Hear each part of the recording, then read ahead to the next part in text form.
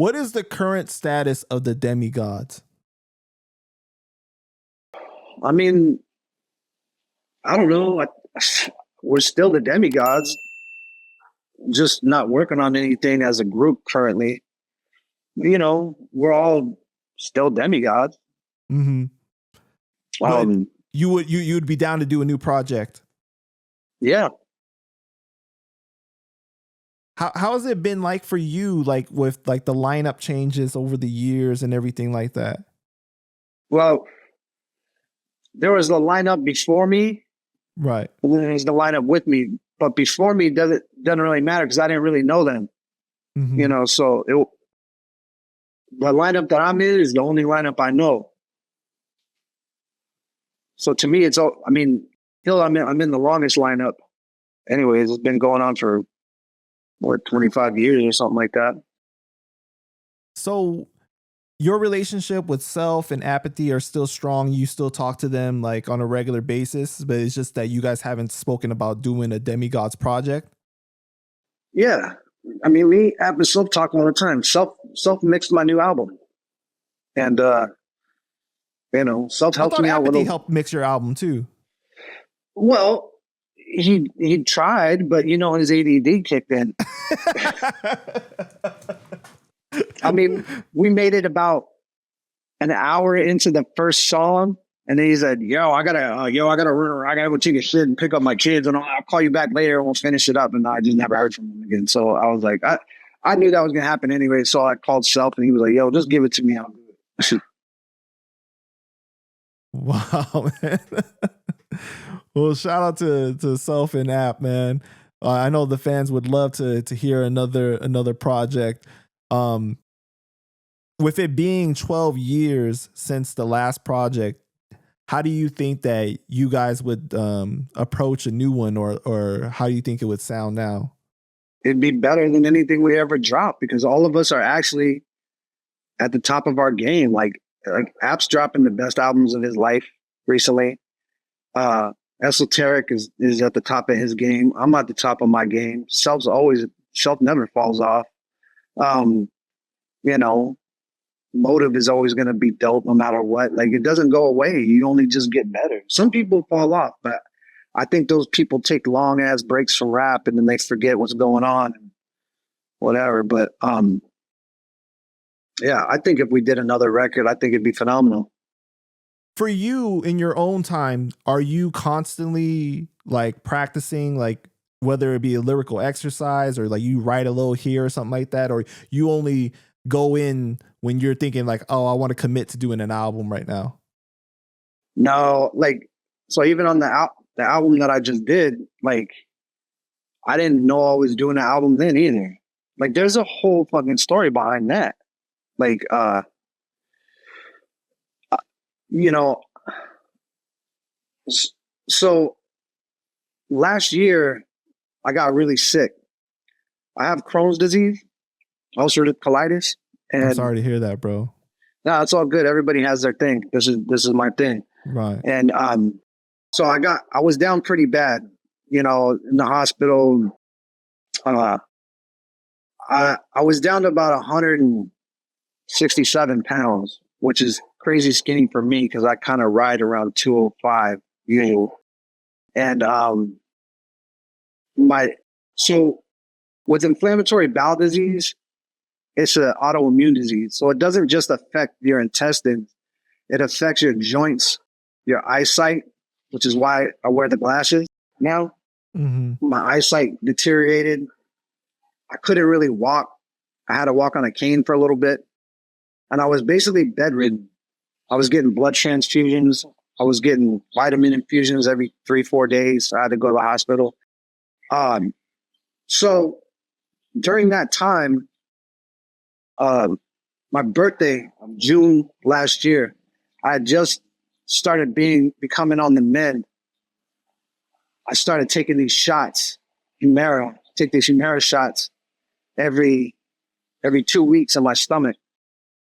It lowers my immune system to help me heal. During that time, on my birthday, my wife bought me a MacBook Pro. And Hold on a second. My wife's coming up right now. So she bought me a MacBook Pro, and I was like, this is cool and all, but I don't really have a use for it. So I was like, let me learn how to record myself. Let me learn how to make beats. Sorry, there's a loud car going by. So let me learn how to make beats. So I had no idea how to do it. So I was going on YouTube, just watching hundreds and hundreds of videos on DAWs and, you know, what equipment people use and how to do it and this and that and the other thing. So I started making beats. At first, the beats were whack, and, you know, I would send them the app and a couple other friends to get advice and feedback and shit like that. And they started getting better and better and better. So I wanted to put them out, and I created an Instagram page called Hang 10 just for my beats. So it was like an alias I was going under. I didn't tell nobody I was making beats. I just created Hang 10, and I started dropping beats on there every day. They were whack, and they started getting better and better and better. I started getting a bigger response on it. My views were going crazy, and my you know, followers were getting up there. Wait, did anyone know it was you? You didn't have your picture on there or anything, right? No, they still don't know it's me. This is the first time I'm saying it. Oh shit! Wow, exclusive. So they weren't gonna know until the album drops. So the album drops actually tonight. Yeah. So anyway, I was like, I wanted somebody to rap over my beats, but I didn't think they were good enough yet. But like they were good to me. I was like, oh man, this shit's tight. I was like, I wanted to rap over something just to hear myself on one of my beats. Just to hear a rapper on one of my beats. Hello, dear.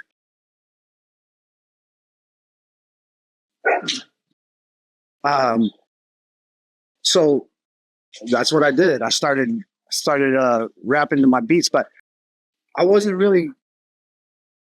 Go back in the house.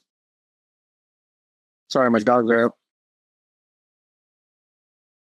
He was not talking to his wife that way, okay, guys? It was the dog, okay? So I started putting down some lyrics just to hear a voice over them. I wasn't really concentrating on what I was saying too much. Just kind of just saying the first thing that pops in my head, like whatever the fuck song that I do, you know. And so I was like, all right, let me put these on the Ryu page. Just for fun, just to see what goes on. So my man Raw Dog did some videos for me, like to put the lyrics to the videos, and we put it out. And this shit got like 25,000 views on it. I was like, and people were asking like, yo, where can I get this? When are you gonna drop it and shit? And I didn't even think about that. I was just like wanted to hear myself on something. I had no intention of dropping a record. Then I ended up doing another one and another one, another one. And I recorded a couple at my friend Wes Poland's place. He also helped mix the album with Self. Shout out to Wes. And so then I had about 6 songs, and Cheap Shot had a meeting with Chris Atlas over at Fat Beats about the Styles and Beyond project that I was just talking about, the anniversary release. And so he was like, oh, you should check out Ryu's shit. And he was like, no, we're not really signing nobody right now, da-da-da-da. But he sent them over a couple tracks. A couple weeks later, Chris calls me in and goes, yo, these songs are kind of making their way around the office. People are digging them. What are you doing with the album? I was like, oh, I don't have the album. I'm just doing this shit for fun. He said, well, if you want to do an album, we'll put it out. So I was like, okay, cool. And so we did a deal. I did a deal with Fat Beats on my birthday, June 10th, 2025, which is exactly 1 year to the date from when I got my computer and tried to learn how to make beats. So within 1 year, I was completely focusing on making beats, all because I couldn't leave the house because I was sick. I did that whole album. And that's it. Like, the beats that are on this album are the first beats that I did. Like, I did it strictly just to see what I could do. And here we are today on the eve of my album dropping. Wow, man. And the album is called Medium Raw. Medium Raw, yeah. Why that name? Well, that name's not really that deep. It was like I had like 50 other album titles that I wanted to do, and like me and my friend Alan, we play this game all the time. Like somebody will say something stupid, we'll be like, "Oh, that's an album title," you know. So, anyways, I was in Palm Springs on my birthday. I was with my family. We were at a restaurant, and my mom ordered a hamburger, and the guy says, "How would you like that cooked?" And she looks at me and she's like, "I don't know." And I was like, "What is this? The first time you ever ordered a fucking hamburger? Get it medium raw." And fucking we started laughing and shit. I was like, there's the album title. And so so I was kind of floating, like App was like, I was on the phone with him and he was like, "What are you gonna call the album?" I was like, "I don't know." I started rattling off different titles and shit. And so the first title was Reverse Engineering a Goat. And this is why if you look at my album cover, there's me walking a goat. And I'm wearing the wolf. There's a lot of little subliminals in there and shit. Because there's the goat, and then I'm wearing a wolf poncho. It has a big wolf on it. And people remember from the Get Busy Committee days, we did a song called Opening Ceremony, and we did a video for that where I'm wearing a wolf head, like a Native American wolf head. And so I gotten kind of known for that, for the wolf, and wolves eat goats, you know. So in a rap metaphor type way, you know, I'm eating the goats, the greatest of all times or whatever. Whatever. App was like, "Nah, that's just corny." I was like, how about medium raw? He goes, "Ooh, I like that one." So I was like, "All right, we'll go with medium raw." That's dope, man. And you put it out through Fat Beats, right? Yep, coming out through Fat Beats. Right. Okay. So why Fat Beats and not on dirty version, right? Yeah, no, because, you know, everybody knows Fat Beats is a legendary hip hop label. And I always liked the records that Fat Beats put out. And again, it was people who understand, not that I couldn't have put it out on dirty version. Of course I could, but this was a good opportunity. Fat Beats just got bought by Rostrum Records, which is Wiz Khalifa, Mac Miller, and all that. So Fat Beats is a little bigger of a look nowadays. You know, they got a budget, so they gave me a marketing budget and all that kind of stuff. And I just really like the dudes over there. Like, they were all really cool with me, and they helped me out a lot. So I'm glad I went with Fat Beats on that. And I hope I can do another one with Fat Beats too. I love it over there. That's dope, man. For sure.